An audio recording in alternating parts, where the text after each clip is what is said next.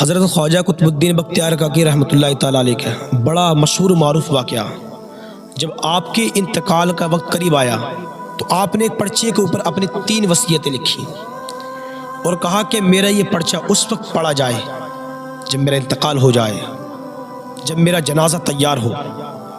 جب آپ کا انتقال ہوا، لوگ جمع ہو گئے، مجمع کھچا کھچ بھر گیا۔ علماء کرام کہتے ہیں کہ 15,000 مفتی تھے آپ کے جنازے میں، 15,000 آپ کے جنازے محدث تھے، 50,000 آپ کے جنازے میں قاری تھے اور 1 لاکھ سے اوپر آپ کے جنازے میں ناظر کھاتے۔ اتنا بڑا مجمع کس کے نماز جنازہ میں آتا ہے؟ اتنے بڑے پڑھنے والوں کی تعداد کس کے جنازے میں ہوتی ہے؟ یہ اللہ تبارک و تعالیٰ کے ولی تھے خواجہ قطب الدین بختیار کاکی رحمۃ اللہ تعالیٰ علیہ۔ جب آپ کا انتقال ہو گیا، کسی نے کہا کہ بھئی حضرت کی 3 وصیتیں تھیں، کہا کہ جس انسان کے اندر یہ 3 باتیں پائی جاتی ہوں، کہا کہ وہی انسان میرا نماز جنازہ پڑھائے۔ لوگ پریشان ہو گئے، کہا کہ بھی پڑھ کر سناؤ 3 وصیتیں حضرت کی کیا کیا تھی۔ پہلی وصیت یہ بتائی کہ میرا نماز جنازہ وہ انسان پڑھائے جس کی کبھی زندگی میں ایک نماز بھی نہیں چھوٹی ہو۔ کہا کہ نماز تو بہت دور کی بات ہے، کہا کہ جس انسان کی کبھی زندگی میں تکبیر اولیٰ بھی نہیں چھوٹی ہو، کبھی اس کی جماعت نہیں چھوٹی ہو، کہا کہ وہ انسان میرا نماز جنازہ پڑھائے۔ دوسری وصیت بتائی وہ یہ تھی، کہا کہ میرا نماز جنازہ وہ انسان پڑھائے زندگی میں کبھی جس انسان کی تہجد کی نماز بھی قضا نہیں ہوئی ہو، کہا کہ وہ میرا نماز جنازہ پڑھائے۔ اور آخری بتایا، کہا کہ جس انسان کی چلتے پھرتے اڑتے بیٹھتے بازار میں دکان پر کبھی بھی کسی بھی وقت اس کی نگاہ کبھی کسی غیر محرم لڑکی کے اوپر نہیں پڑی ہو، کہ اگر یہ 3 باتیں جس کے اندر پائی جاتی ہوں، کہا کہ وہی انسان میرا نماز جنازہ پڑھائے۔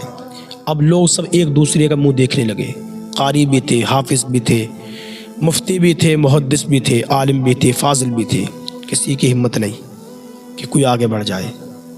وہ جانتے تھے، سچے لوگ تھے، جانتے تھے کہ کوئی کبھی تہجد ہماری بھی نکل جاتی ہے، جماعت کبھی ہماری بھی چھوٹ جاتی ہے۔ مسلمانوں سچ میں اگر آج کے دور کا کوئی آدمی ہوتا تو وہ سب سے پہلے سب سے باہر جاتا اور وہ کہتا کہ ہاں میں وہ انسان ہوں جس کی کبھی نماز نہیں چھوٹی۔ وہ سوچ لیتا کہ بھئی کون سے لوگوں کو پتہ ہے، کہا کہ بھئی کل اخبار میں نام تو آ ہی جائے گا کہ ہاں دیکھو یہ تھے جنہوں نے حضرت کی نماز پڑھائی۔ کسی کی ہمت نہ آئی، پورے مجمع میں لوگ ایک دوسرے کا منہ دیکھ رہے ہیں، کہا کہ کون ہے ایسا، کون اس نماز کو پڑھائے گا، کون اس جنازے کا امام بنے گا، کہا کہ کون وہ انسان ہے جسے یہ حق دیا جائے گا، جسے یہ حق ملے گا۔ کسی کی ہمت نہیں۔ صبح سے دوپہر ہو گئی، ابھی کوئی انسان آگے نہیں بڑھا، سب سے کوئی نہیں نکلا پڑھنے والا۔ اب جب عصر کی نماز کا وقت ہوا تو ایک نوجوان، چہرہ اس کا ایک کپڑے سے ڈھکا ہوا ہے، وہ جنازے کے قریب آتا ہے اور کہتا ہے کہ حضرت جاتے جاتے میرا پردہ فاش کر گئے، جاتے جاتے لوگوں کی نظروں کے سامنے وہ یہ رسوا کر گئے۔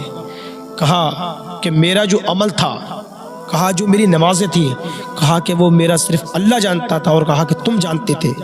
کہا حضور میں جانتا ہوں، یہ جو 3 وصیتیں ہیں نا، یہ صرف آپ نے میری وجہ سے لکھی۔ کہا کہ اگر میں اپنے نیک اعمال کو چھپاتا ہوں تو کہا کہ تمہاری نماز جنازہ کوئی نہیں پڑھائے گا، اور کہا کہ اگر میں اپنے اعمال کو کھول دیتا ہوں تو کہا کہ تمہاری نماز جنازہ تو ہو جائے گی، لیکن میں لوگوں کی نظروں کے سامنے آ جاؤں گا۔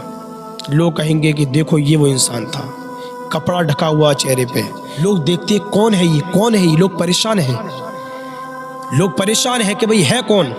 نماز جنازہ پڑھا دی، سلام پھیرا، سلام پھیرا تو لوگوں نے دیکھا وہ نماز جنازہ پڑھانے والا کوئی اجنبی نہیں تھا، کوئی آج کا انسان نہیں تھا، بلکہ وہ دلی کی سرزمین پر بادشاہت کرنے والا اپنے وقت کا بادشاہ شمس الدین التمش تھا۔ سبحان اللہ، شمس الدین التمش تھا، اس نے وہ نماز جنازہ پڑھائی۔ اللہ تبارک و تعالیٰ نے کیسے کسی بادشاہوں کو پیدا کیا، یعنی پہلے کے بادشاہ تھے جو اتنے مصروف رہا کرتے تھے، تب بھی کبھی ان کی تہجد کی نماز قضا نہیں ہوئی، کبھی ان کی تکبیر اولیٰ نہیں چھوٹی۔ اور مسلمانوں آج ہمیں اپنی زندگی پر افسوس کرنا چاہیے، آج ہم کتنی نمازیں پڑھ رہے ہیں۔ آج ہمیں ان واقعات سے یہ عبرت اور یہ سبق لینا بہت ضروری ہے کہ آج ہماری زندگی کہاں گزر رہی ہے۔ آج ہماری نمازیں سالوں کی غائب ہو چکی ہیں، اب تو لوگوں نے صرف عید کی نماز کو فرض سمجھ لیا ہے، لوگ تو صرف یہ سوچ لیتے کہ بھائی جمعے کی نماز پڑھو پورے ہفتے کی نمازیں معاف ہے، عید کی نمازیں پڑھو پوری سال کی نمازیں معاف ہے۔ میرے آقا کی حدیث کہتی ہے مسلمانوں کہ جو انسان ایک نماز چھوڑتا ہے نا جان بوجھ کر، اس انسان کا نام جہنم کے اس دروازے پر لکھ دیا جاتا ہے جس دروازے سے وہ انسان جہنم میں داخل ہوگا۔ نمازوں کو نہ چھوڑو۔